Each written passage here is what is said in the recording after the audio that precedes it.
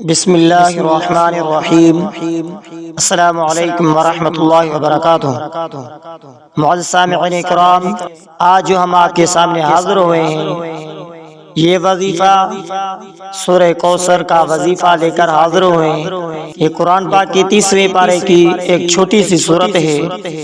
اس سورت کا نام سورہ کوثر ہے۔ معزز سامعین کرام، یہ ایک چھوٹی سی سورت کا وظیفہ ہے جس کے ذریعے سے بڑی مشکل دور ہو جائے گی، سے بڑی پریشانی اس سے آپ کو نجات مل جائے گی۔ صرف اس ایک عمل کے ذریعے معزز سامعین کرام 100% گارنٹی سے کہتا ہوں، جس نے بھی یہ عمل کر لیا اس کی زندگی کے اندر خوشیاں دوبارہ لوٹائیں گی۔ معزز سامعین کرام، اس وظیفے کو 500 مرتبہ مٹھائی پر دم کر کے اس طرح پھونک مار دیں جس طرح ہم آپ کو اس ویڈیوز میں بتائیں گے۔ معزز سامعین کرام، اگر آپ ہمارے یوٹیوب چینل پر نئے ہیں، آپ ہمارے اسلامک وظائف ٹی وی چینل کو سبسکرائب کریں اور ساتھ ہی میں بیل آئیکن کا بٹن آل پر رکھ کر دبائیں تاکہ ہر نئی آنے والی ویڈیوز کی نوٹیفیکیشن آپ تک بآسانی سے پہنچ سکے۔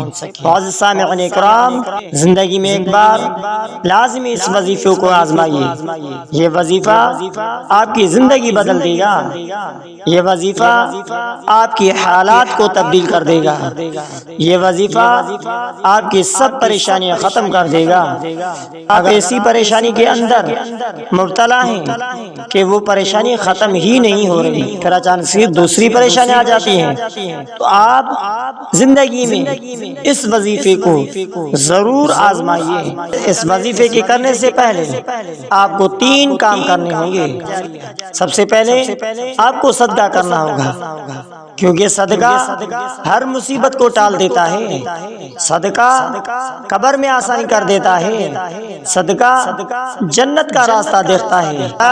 ایک جگہ مقرر کر کے اسی جگہ میں آپ کو وظیفہ کرنا پڑے گا۔ اس کے بعد آپ کو اس وظیفے کے دوران کسی سے بات چیت نہیں کرنی پڑے گی اور وظیفے میں ناغہ نہیں کرنا، ورنہ وظیفہ دوبارہ کرنا پڑے گا۔ معزز سامعین کرام، یقین کے ساتھ عمل کریں، شک عمل کو ضائع کر دیتا ہے۔ توجہ کے ساتھ عمل کریں، بے توجہی سے پڑھی جانے والی دعائیں ہوا میں گم ہو جاتی ہیں۔ رزق حلال کا اہتمام کریں، مالک راضی ہوگا تو کام بنے گا۔ فرائض کا اہتمام کریں، جو لوگ نماز اور دیگر فرائض ادا نہیں کرتے ان کے اعمال بے اثر رہتے ہیں۔ حرام کاموں سے بچیں، وہ کام جنہیں شریعت محمدیہ نے حرام قرار دیا ہے ان کا ارتکاب روحانیت کو نقصان پہنچاتا ہے، تب عمل کارگر نہیں ہوتا۔ الفاظ کی تصحیح کا اہتمام کریں، الفاظ غلط پڑھنے کی وجہ سے معنی بدل جاتی ہے۔ طہارت کا اہتمام کریں، خود بھی پاک صاف رہیں، لباس اور جگہ بھی پاک صاف رکھیں۔ عاجزی اور آہذاری کے ساتھ عمل کریں۔ معزز سامعین کرام، انتہائی طاقت والی وظیفہ ہے۔ عام طور پر دیکھنے میں آتا ہے کہ اولاد بے جا لاڈ پیار یا غلط دوستی کے غلط ماحول کی وجہ سے بے راہ روی کا شکار ہو جاتے ہیں۔ جب والدین سمجھانے بجانے کی کوشش کرتے ہیں تو وہ والدین کی بھی نافرمانی بن کر بدتمیزی سے پیش آتے ہیں۔ والدین ان کے وجہ سے ہمیشہ پریشانی کا شکار رہتے ہیں۔ آج میں آپ کے ساتھ نافرمان اولاد کو فرمان بردار اور مطیع بنانے کا انتہائی طاقتور قرآنی وظیفہ شیئر کرنے جا رہا ہوں۔ اس عمل کے کرنے سے انشاءاللہ آپ کی اولاد فرمان بردار اور مطیع ہو جائے گی اور والدین کی ہر بات مانے گی۔ اس عمل کو وہ لوگ ضرور کریں جن کی اولاد نافرمان ہے۔ وظیفہ پڑھنے کا طریقہ اور فائدہ۔ آپ نے یہ وظیفہ کس میٹھی چیز پر کرنا ہے؟ اب میٹھی چیز کوئی بھی ہو سکتی ہے، اور تنہائی میں بیٹھ کر 500 مرتبہ سورہ کوثر پڑھ کر اس میٹھی چیز پر دم کر لیں۔ اگر سورہ کوثر پڑھنے کی تعداد 500 سے زیادہ ہو جائے تو پریشان ہونے کی ضرورت نہیں۔